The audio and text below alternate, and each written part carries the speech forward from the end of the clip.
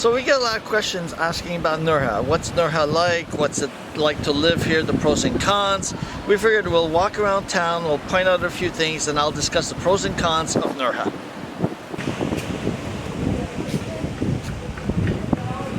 So one of the things that people love about Nerja is the geography. You'll see the mountains back there. There's all kinds of hiking in those mountains, so if it's a hiker's paradise. You got the beaches right down here. You got, I counted 11 beaches in Nerja. There might be more, there might be less, I'm not sure. But there's a lot of beaches, there's lots of nature. So that's a big draw to Nerja. One of the things that makes Nerja very attractive are all the low-rise buildings.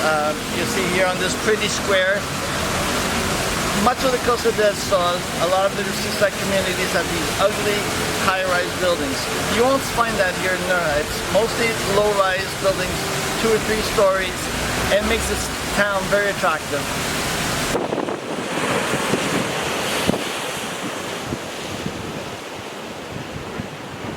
So one of the big reasons to love Nerja is the weather.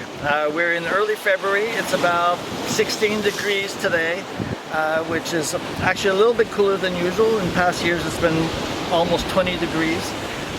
People are at the beach. It's almost always sunny. Somebody once asked me, is there a lot of sun in the Costa del Sol? Well, it's called the Costa del Sol, so there's a lot of sun.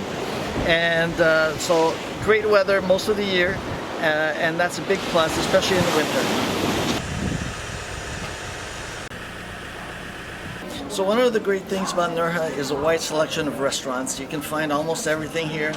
It's good quality restaurants. You find Indian, Thai, Chinese, Italian. You can find anything. You can find tapas. There's a wide selection of restaurants in Nerja, and that's one of the reasons it's so popular. So that's a pro. One of the things people should know is that the people here in Nerja are very friendly. We moved here over 2 years ago. We always found people super welcoming, easy to talk to. So really, you don't have to be worried about integrating into the local population. They're all very friendly, very nice, very tolerant. So that's a great thing about Nerja. So if you're driving, Nerja is very convenient. You get on the highway, just up from the roundabout here, and it's 45 minutes to Malaga. The other direction goes to Granada, so you're in a great central location here in Nerja.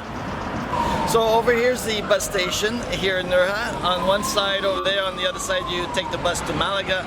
On this side it's going in the direction of Granada. We used to, when we came here, when we arrived, we thought, oh, you know, it's not so bad. We're an hour and 15 minutes from Malaga. It's pretty handy, it's a handy location. In actual fact, after 2 years here, and the actual bus time to Malaga is more like an hour and a half, we've come to the conclusion that it's actually a negative. We're a little bit far from Malaga. An hour and a half one way is quite far. So depending on where you stand, it's either a positive or a negative. We're of the opinion right now it's a negative.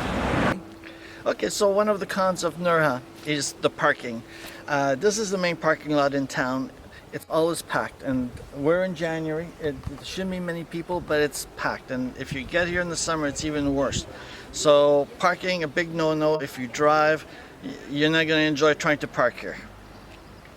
So one of the things that people either love or hate about Nerja is there's quite a lot of expats. There's a population of about 21,000.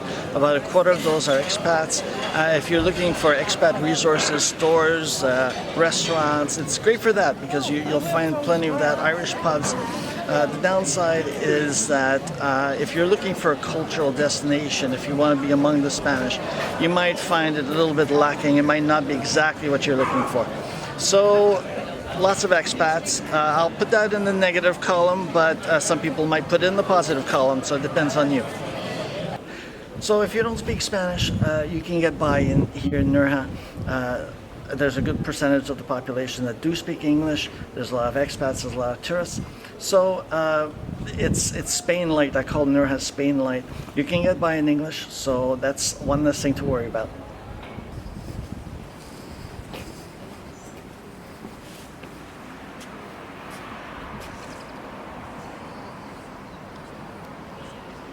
One of the great things about Nerja are all the activities you can do. You can go hiking in the hills over here. You can go to the beach. You can do yoga. There's intercambio, language exchange. There's a whole bunch of different activities, mostly expats, but lots of activities you can do with other people. It's a great place to meet people. So that's one of the big advantages of Nerja for a lot of foreigners coming here.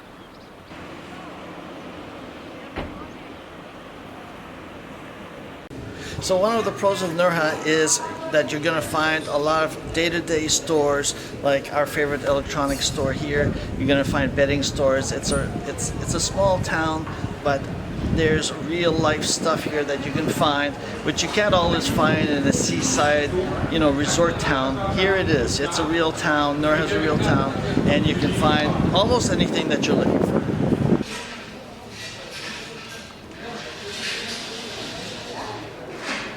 If you're a foreigner living in Nerja, you can find anything you can back home.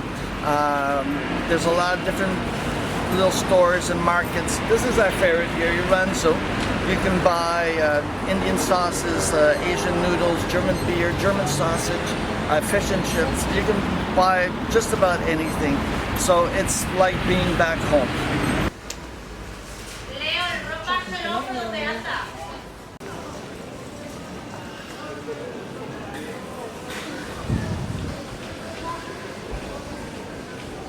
So Nerja is a really pretty place. You see over here the balcon, you got the lookout over here, there's a church over here. The thing is about Nerja, there's not a lot of cultural things. So if you're looking for lots of museums, if you're looking for cathedrals, fortresses, you're not going to see a lot of that here. It's mostly a place to relax, to enjoy the beaches, to do some hiking. And it's a pretty old town, but if you're looking for culture, Nerja might not be the place for you.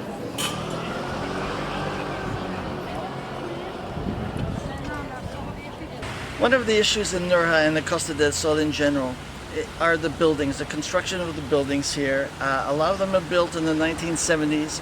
They have no insulation. There's always a draft. If you have the heating on, it doesn't retain the heat, so you can get very cold in the winter. There's often poor plumbing, poor electricity, so it's something you should keep in mind when looking for an apartment on the Costa del Sol and in Nerja. So this is supposed to be possibly a future hospital. They've been talking about a major hospital here in Nerja. And they were actually doing some construction last year. I thought they were building the hospital. This is now a parking lot. So I don't know where it stands. This might be a future hospital, or it could stay as a parking lot for the next few years. I have no idea. So one of the problems in Nerja is it's gone quite expensive and apartments are scarce. If you're trying to rent an apartment long term, it's very hard to find one, and you'll be paying a lot more than in some of the other seaside communities in the region. We have a real estate friend who tells us there's really no availability. Forget the summer, everything's been rented out short term. It's just really hard finding any apartments here, any lodging, and locals are getting priced out. Locals are complaining about the pricing, not just for apartments, but anything, regular food, everything around town. They say Nerja has gone too expensive. That's an issue. As far as tourists go, a lot of Spanish tourists that used to come to Nerja now vacation in Cadiz or Almeria, and again it has to do with the pricing. So that's one of the downsides. Nerja is beautiful, it's become very popular, but it's also become quite expensive. To summarize, there's a lot of great things about Nerja. It's a very pretty little town, close to nature, nice people, great restaurants. Not much to complain about. There's a few drawbacks which I've tried to point out in this video, but otherwise it's just a really nice town, and if you can't come here, at least visit. If you want to stay as a foreigner, it might be a place for you.